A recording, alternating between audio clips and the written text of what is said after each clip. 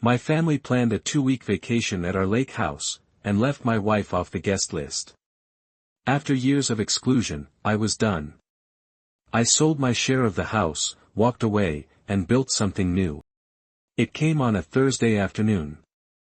I was sitting at my kitchen table, drinking coffee, scrolling through emails on my phone.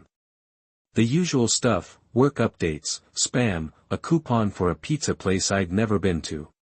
And then I saw it. An email from my older brother, Mark. Subject, family vacation, this summer's plan. I opened it. And I felt my stomach drop. The email was long.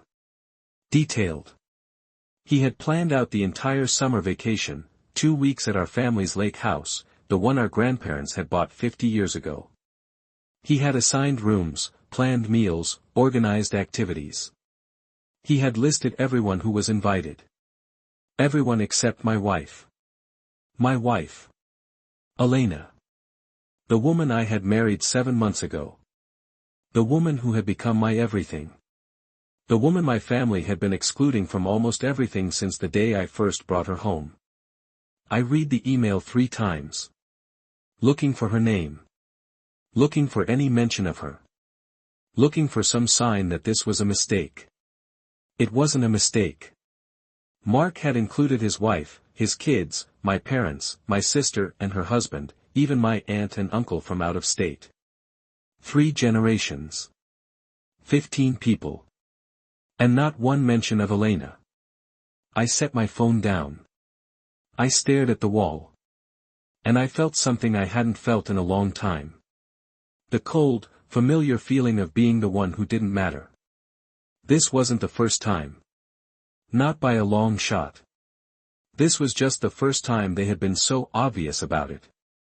By the end of this video, you're going to hear the full story. How my family built a wall around my wife and left her on the outside.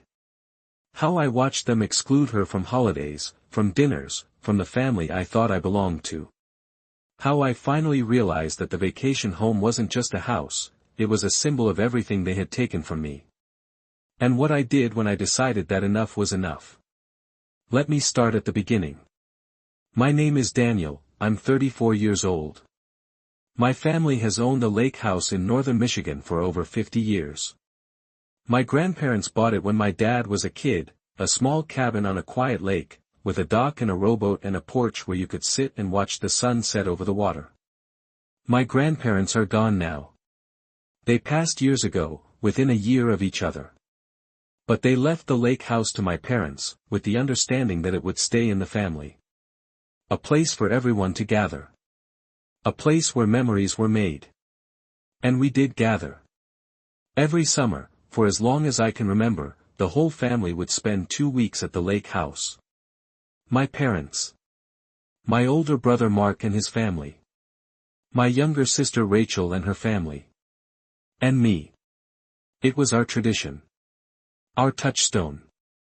The one time of year when everyone put aside their differences and just, were together. But after my grandparents died, things started to change. Slowly at first. Then faster. My parents got older. Less involved.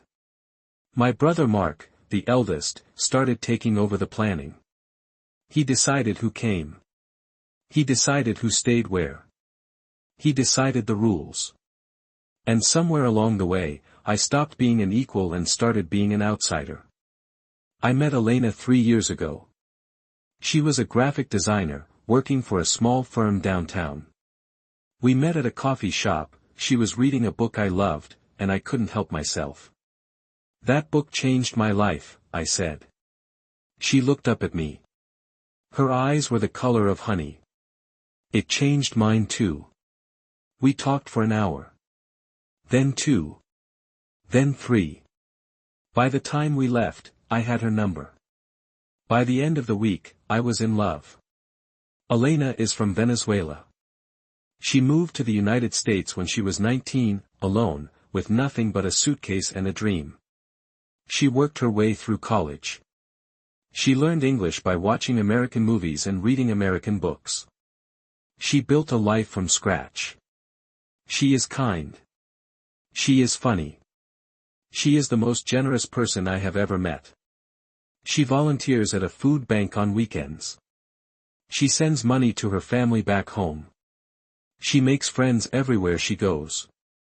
She is also not what my family expected. My family is white. Upper middle class. Traditional. They have lived in the same small town for 3 generations. They go to the same church.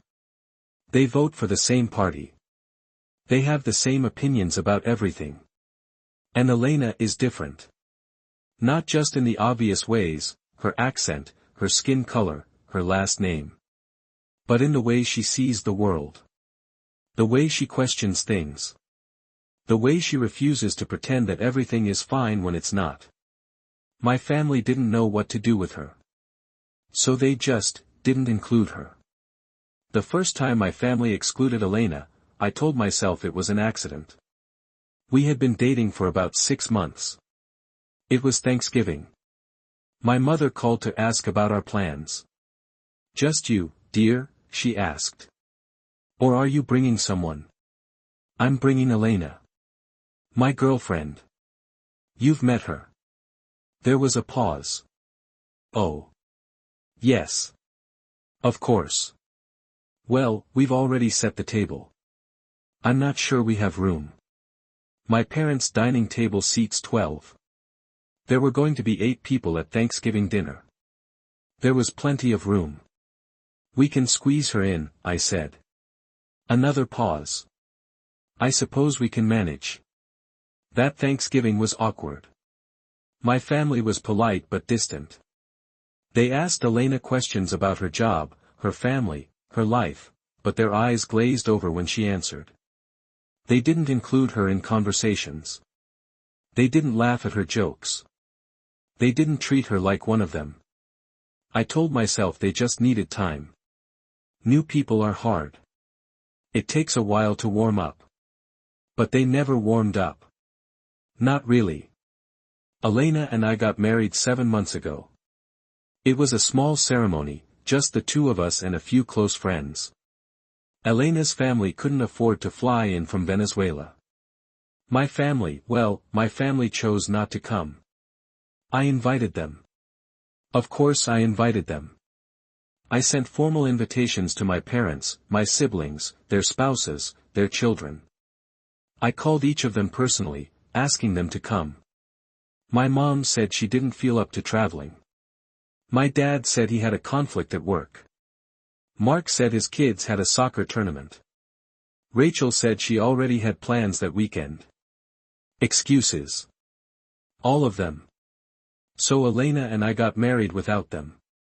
We stood in a small garden, surrounded by our friends, and we promised to love each other forever. It was beautiful. It was sad.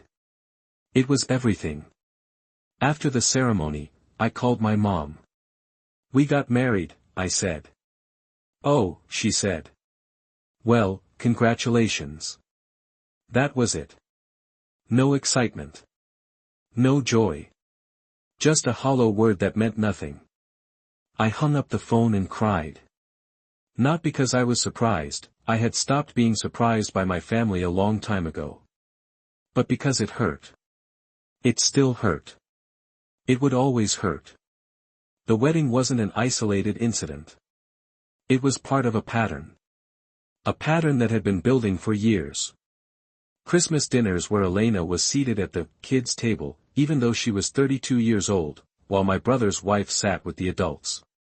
Family photos where Elena was told to step out for just a minute, while they got a shot of just the immediate family. Even though she was immediate family. She was my wife. Group texts about family events that included everyone except Elena. I would get messages about barbecues, birthday parties, holiday gatherings, and her name would never be mentioned. The silent treatment at family gatherings.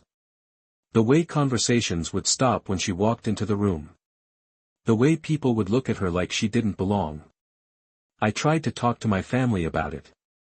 Multiple times. It's not intentional, my mom would say. We're just not used to her yet.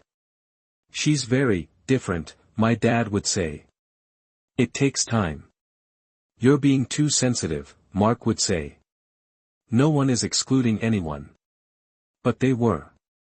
And I wasn't being sensitive. I was being observant. I did some research during this time. Because I needed to know if I was alone. If other families did this. If there was any hope of things changing. The numbers on family exclusion.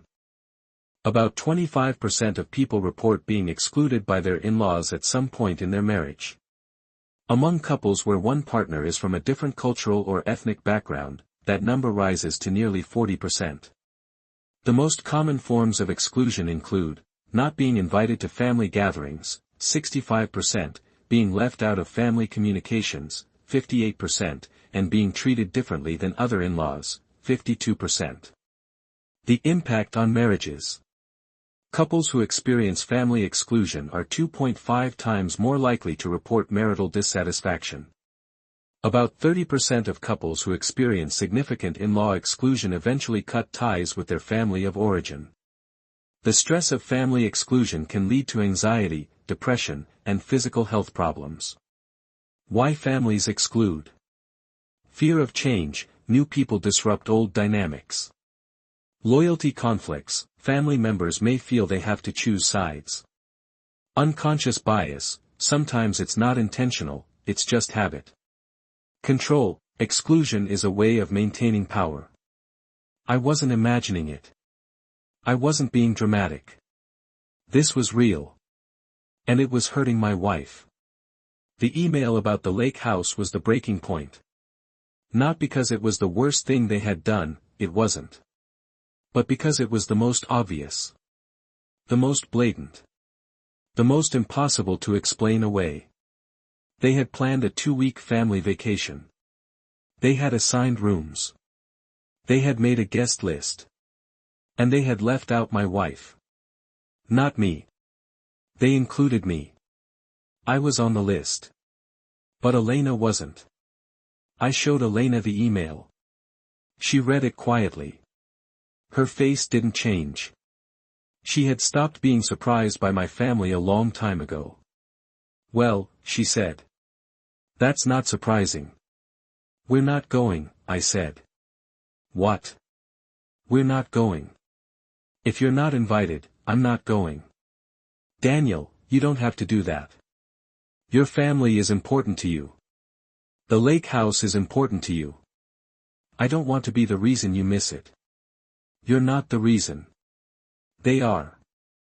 They're the ones excluding you. They're the ones making you feel unwelcome. And I'm done pretending it's okay. She looked at me for a long time. Then she smiled. A sad smile, but a real one. I love you, she said. I love you too. And I'm going to do something about this. I didn't respond to Mark's email right away. I wanted to think. I wanted to plan. I wanted to make sure that whatever I said it right. I called my mom first. Mom, I saw Mark's email about the lake house. Oh, isn't it exciting? It's been so long since we've all been together. Elena isn't included. There was a pause. The kind of pause I had come to dread. Well, we had to make some tough decisions about space. The house can only fit so many people. The house has fit 15 people before. You're only inviting 12. Mark thought it would be better to keep it to just family this year. Elena is family. She's my wife.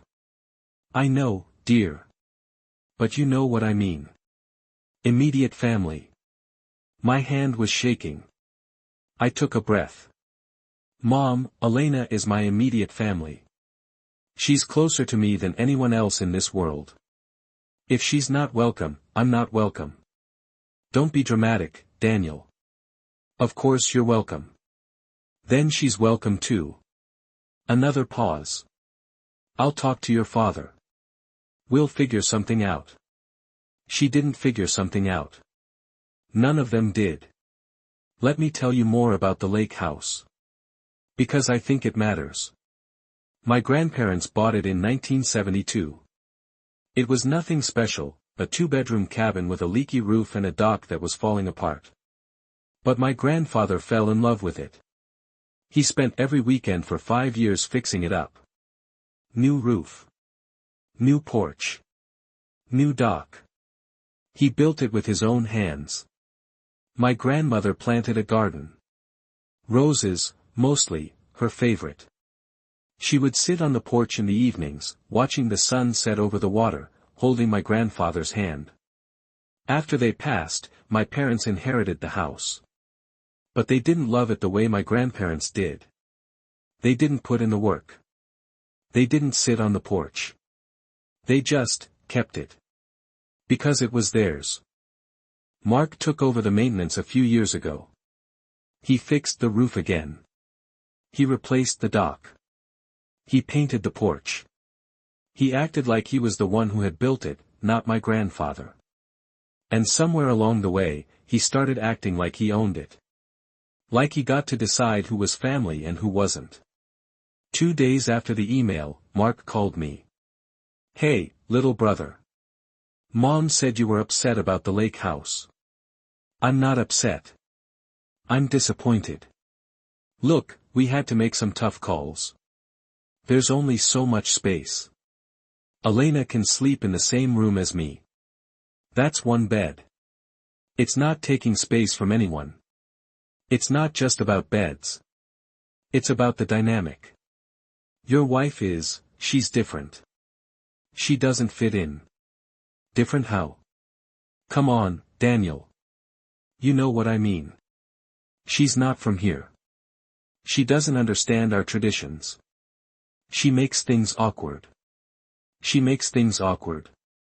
Or you make things awkward because you won't accept her. Don't put this on us. We've tried. We've been nice. But she's not family. She's never going to be family." I felt something inside me break. Not in a dramatic way.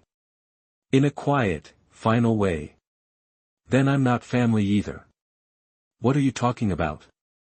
"If she's not family, I'm not family. We're a package deal. You don't get one without the other." "Daniel, don't be like that. You're being unreasonable." "I'm being unreasonable. You're planning a family vacation without my wife. You're excluding her from everything. You've been doing it for years. And I'm the one who's being unreasonable. I'm not doing this with you. You're being dramatic. When you're ready to apologize, give me a call." He hung up. I sat there, holding the phone, listening to the dial tone. And I realized that I wasn't angry. I wasn't sad. I was just done. I thought about the lake house. About all the memories. About my grandparents. About the summers the first had spent there as a kid, fishing off the dock, swimming in the lake, sitting on the porch watching the fireflies. I thought about what it had become. A place where my brother decided who belonged and who didn't. A place where my wife was not welcome. A place where I was expected to go without her. I thought about my grandparents. If they were alive, what would they think? Would they want this? Would they want their lake house to be a source of pain instead of joy? My grandmother loved Elena. The one time they met, just a few months before she passed, she took Elena's hands and said, "You have kind eyes. Take care of my grandson." She would be horrified by what her family had become. I made my decision that night. I was going to sell the lake house. Not to get revenge. Not to punish anyone. Because the lake house wasn't a home anymore. It was a weapon. And I didn't want to be part of a family that used it that way. Before I did anything, I did my research. I needed to know if I could sell the house. I needed to know my rights. The legal side. The lake house was owned by my parents. But my name was on the deed, along with Mark and Rachel. My grandparents had left it to all three of us equally. My parents had never removed our names. Under the law, any co-owner can force the sale of jointly owned property. It's called a partition sale. It's not easy. It's not quick. It usually requires a lawyer and a court order. But it's possible. However, a partition sale is expensive and time-consuming. The better option? Convince your co-owners to sell voluntarily. The financial side. The lake house was worth about $350,000. My share was roughly $116,000. If I sold my share to my siblings, I could keep the money and walk away. If they didn't want to buy me out, I could force a sale, but that would take years and cost thousands in legal fees. The emotional side. This wasn't about money. It was about principle. It was about sending a message. If I sold my share, I was done. No more family vacations. No more pretending. No more hoping things would change. I called a lawyer. I explained the situation. He listened carefully, asked questions, took notes. You have a strong case, he said. But before you do anything, try to work it out with your family.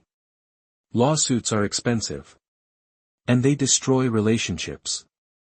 I think the relationships are already destroyed, I said. He sighed. Then let's proceed. I decided to give my family one last chance. I wrote a letter. Not an email. A letter. On paper. With my own handwriting. I sent it to my parents, my brother, and my sister. Here's what it said. Dear family. I love you. I have always loved you. But I am deeply hurt by the way you have treated my wife, Elena. For 3 years, you have excluded her from family gatherings, left her out of communications, and made her feel unwelcome. You did not attend our wedding. You have never invited her to the lake house. And now, you are planning a 2-week vacation that includes everyone except her. I have tried to talk to you about this. I have tried to be patient. I have tried to understand. But I can no longer pretend that everything is fine. If Elena is not welcome in this family, then I am not welcome either. I am asking you, one last time, to include her. To treat her like family. To stop excluding her. If you cannot do that, I will have no choice but to sell my share of the lake house. I do not want to do this. But I will not be part of a family that rejects my wife. I hope you will choose differently. Love, Daniel. The responses came slowly. One by one. My mom called first. She was crying. Daniel, how could you? The lake house is your grandparents' legacy. You can't sell it. I don't want to sell it, Mom. I want you to include my wife. Elena is welcome. She's always been welcome. Then why wasn't she on the list for the vacation? That was Mark's doing. Talk to him. I did. He said she's not family. My mom was quiet for a long time. Then she said something that broke my heart. She's not. Not really. She's your wife, but she's not one of us. Mom, that's the definition of family. No. Family is blood. Family is history. She doesn't have that. I hung up. I couldn't listen anymore. My dad sent a text. Just one sentence. Your mother is heartbroken. I didn't respond. Rachel, my sister, called. She was angry. How dare you threaten to sell the lake house? That's not just yours. That's ours. That's everyone's. Then act like it. Include my wife. It's not about Elena. It's about you being dramatic. It's about Elena. It's always been about Elena. And I'm done pretending it's not. Sell it then. See if I care. She hung up. Mark didn't respond at all. Just silence. I did more research. Because I needed to know if I was making a mistake. If other people had been through this. If there was a way back. The numbers on family estrangement. About 27% of Americans are estranged from a family member. The most common causes are divorce, 27%, conflict over values, 22%, and conflict over treatment of a spouse, 18%. Estrangement lasts an average of 4 to 5 years. Some last longer. Some are permanent. About 80% of estranged family members report feeling some level of relief after the estrangement. Not happiness, relief. The impact on mental health. Estrangement can cause depression, anxiety, and grief. But staying in a toxic family relationship can be worse. Most people who choose estrangement do so after years of trying to make it work. The impact on marriages. When a family rejects a spouse, the couple often becomes closer. They learn to rely on each other instead of on extended family. Many couples report that their marriage is stronger after cutting ties with toxic family members. I wasn't alone. I wasn't crazy. I was just one of millions of people who had to choose between their family of origin and their family of choice. I met with my lawyer again. I told him about the responses. The tears. The anger. The silence. Your family isn't going to change, he said. Not now. Maybe not ever. I know. So what do you want to do? I want to sell my share. I want to be done. He nodded. We can do that. But it's going to be messy. They're going to fight you. Let them fight. I'm done fighting back. We started the paperwork. I formally offered to sell my share to my siblings at market value. If they refused, we would force a partition sale. The letter went out. The waiting began. The backlash was immediate and brutal. My mom called, screaming. You're tearing this family apart. My dad left a voicemail. Your grandparents would be ashamed of you. Mark sent a long, angry email. You've always been selfish. Always. This is just the latest example. Rachel called me every name she could think of. You're a traitor. You're destroying everything our grandparents built. I didn't respond. I didn't argue. I just let them vent. Because I had said everything I needed to say. Elena held my hand through all of it. She didn't try to fix it. She didn't try to make it better. She just was there. Present.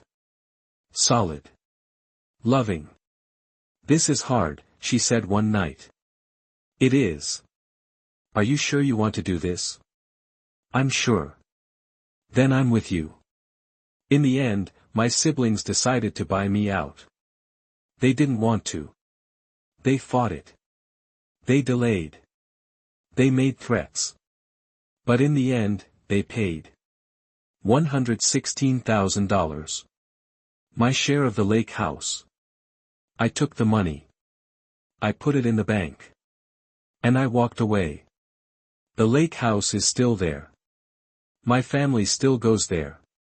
They still have their vacations, their traditions, their inside jokes. But I'm not there. And neither is Elena. We started our own traditions. We bought a small cabin on a different lake, not as fancy, not as big, but ours. No one else's name's on the deed. No one else's rules. We invited friends there. Friends who loved us. Friends who accepted us. Friends who became family. This whole experience taught me a lot. About family. About boundaries. About what matters. Family is not about blood. It's about choice. My grandparents chose to build a family.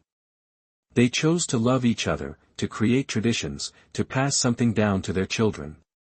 But my siblings chose differently. They chose exclusion over inclusion. They chose control over connection. They chose their comfort over my wife's belonging. And I chose differently too. I chose my wife. I chose my peace. I chose to build something new. You can't make people love you. I spent years trying to make my family accept Elena. I explained. I begged. I argued. I hoped. But you can't make people love someone. You can't force acceptance. You can't argue your way into belonging. Sometimes the only way to win is to walk away. I didn't want to sell the lake house. I wanted my family to change. I wanted them to see Elena the way I saw her, as a gift, not a threat. But they didn't. And I couldn't make them. So I walked away. Not because I was weak. Because I was strong. Because I knew what mattered. Because I chose myself and my wife over people who would never choose us. Your home is your sanctuary. The lake house stopped being a home the moment it became a weapon. The moment my brother used it to exclude. The moment my parents allowed it. The moment I realized that I would never feel safe there again. So I found a new home. A new lake. A new porch. A new place to watch the sunset. It's not the same. But it's mine. If you're watching this and you're in a similar situation, excluded by your family, watching them reject your spouse, wondering whether to stay or go, here's what I'd tell you. Your spouse comes first. You made a vow. Forsaking all others. That includes your parents. That includes your siblings.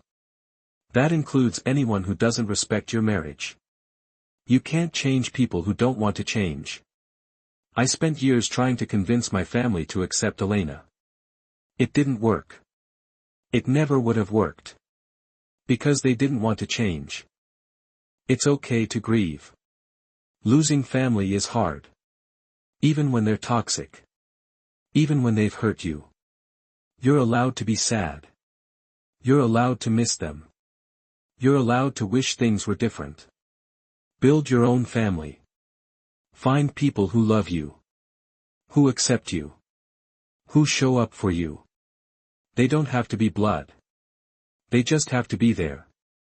Set boundaries. You don't have to tolerate mistreatment just because someone is family. You don't have to attend gatherings where your spouse is excluded. You don't have to pretend everything is fine when it's not. Get support. Therapy helps. Friends help. Online communities help. You're not alone. It gets better. The first year is the hardest. The first birthday you miss. The first holiday you spend without them. But it gets easier. You build new traditions. You find new joys. You heal. It's been 2 years since I sold the lake house. 2 years since I walked away from my family. 2 years since I chose Elena over everyone else. My family and I don't talk much. A text here. A call on birthdays. Polite. Distant. Hollow. I don't know if we'll ever reconcile. Maybe someday. Maybe not. But Elena and I are happy. We have our cabin. Our friends. Our life. The other day, I was sitting on the porch of our new cabin, watching the sun set over the water. Elena was inside, making dinner. I could hear her humming, some song from her childhood, one she sang to herself when she was happy. I thought about my grandparents. About the lake house. About all the summers the first spent there. And I realized that I wasn't sad anymore. Not really. I missed them, my grandparents, not my parents or siblings. I missed the way things used to be. But I also knew that I had made the right choice. For me. For Elena. For our marriage. The lake house was just a building. The memories were just memories. But my wife? My wife was right here. Real. Present. Loving. And that was worth more than any house. So, what's the moral of this story? My family excluded my wife from the family vacation home. They left her off the guest list. They made it clear she wasn't welcome. So I sold my share of the house. I walked away. I built something new. Some people will say I was too harsh. That I should have kept trying. That family is family. Those people have never watched their spouse cry because they weren't included. They've never had to choose between their family of origin and their family of choice. They've never realized that sometimes, the only way to protect your marriage is to let go of people who don't respect it. I'm not sorry. Not even a little. The lake house is gone. But my marriage is strong. And that's all that matters. If you're still watching, thank you. Thank you for listening to my story. I know it was long. I know it was heavy. But I think stories like this need to be told. We're the ones who have had to choose. The ones who have been told to pick between our spouses and our families. The ones who have been accused of being dramatic, selfish, unreasonable. You are not dramatic. You are not selfish. You are not unreasonable. You are protecting your marriage. You are protecting your spouse. You are protecting yourself. And that is never wrong. Your spouse is your family now. Your children, if you have them, are your family. The friends who show up for you, who love you, who accept you, they are your family. Blood is just biology. Family is choice. I chose my wife. I'd choose her again. And I hope you choose yourself too. If you liked this story and want to hear more real-life family drama stories, click the video on screen right now. Thanks for listening. Take care of yourselves. And remember, you don't have to stay where you're not wanted.